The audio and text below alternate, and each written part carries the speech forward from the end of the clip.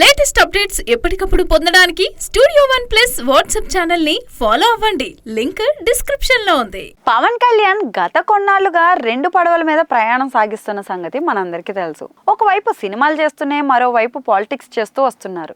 ఆయన చేతిలో లెక్క ప్రకారం ప్రస్తుతం 3 సినిమాలు అయితే ఉన్నాయి. హరిహర వీరమల్లు, ఓజీ చిత్రాల షూటింగ్స్ అయితే దాదాపుగా పూర్తయిపోయాయి. ఉస్తాద్ భగత్ సింగ్ మూవీ తిరిగి ఎప్పుడు సెటిల్మెంట్కి వస్తుందనేది ఎవ్వరూ చెప్పలేని పరిస్థితి అయితే ఉంది. అయితే ఈ మూవీ సినిమాలు పూర్తి చేసిన తర్వాత జనసేనాని ఇక పూర్తిగా రాజకీయాలకే పరిమితం కానున్నారని అందరూ అంటున్నారు. మరి ఈ నేపథ్యంలో తన సినీ కెరీర్పై పవన్ అయితే ఇంట్రెస్టింగ్ కామెంట్స్ చేశారు. AP deputy CM Pawan Kalyan లేటెస్ట్గా ఒక తమిళ్ ఛానల్ ఇంటర్వ్యూలో పాల్గొన్నారు. ఆ సందర్భంగా పాలిటిక్స్తో పాటుగా సినిమాలు కూడా కంటిన్యూ చేస్తారా అని ప్రశ్నించగా, నాకు డబ్బు అవసరమైనంత కాలం సినిమాలు చేస్తూనే ఉంటాను, అయితే అడ్మినిస్ట్రేషన్, పొలిటికల్ జాబ్ విషయంలో మాత్రం కాంప్రమైజ్ అవ్వను అని పవన్ అన్నారు. ఈ స్టేట్మెంట్తో ఆయన అభిమానులు ఖుషి అయిపోతున్నారు. ఆల్రెడీ కమిట్ అయిన సినిమాలు కంప్లీట్ చేస్తే గొప్ప అని అనుకుంటుంటే భవిష్యత్తులో కూడా సినిమాలు చేస్తానని చెప్పడంతో సంతోషం వ్యక్తం చేస్తున్నారు. కాకపోతే కేవలం డబ్బులు సంపాదించడానికే సినిమాలు చేస్తానని అనడంపై సోషల్ మీడియాలో భిన్నాభిప్రాయాలు అయితే వ్యక్తమవుతున్నాయి.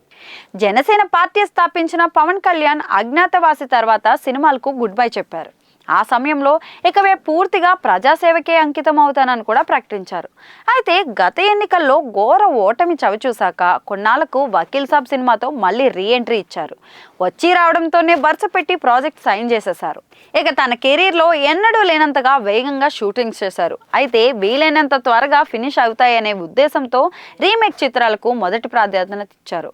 భీమ్లా నాయక్, బ్రో సినిమాలకు పూర్తి చేసి రిలీజ్ చేశారు. కానీ అప్పుడప్పుడే కమిట్ అయిన హరిహర వీరమల్లు మూవీని పూర్తి చేయలేకపోయారు.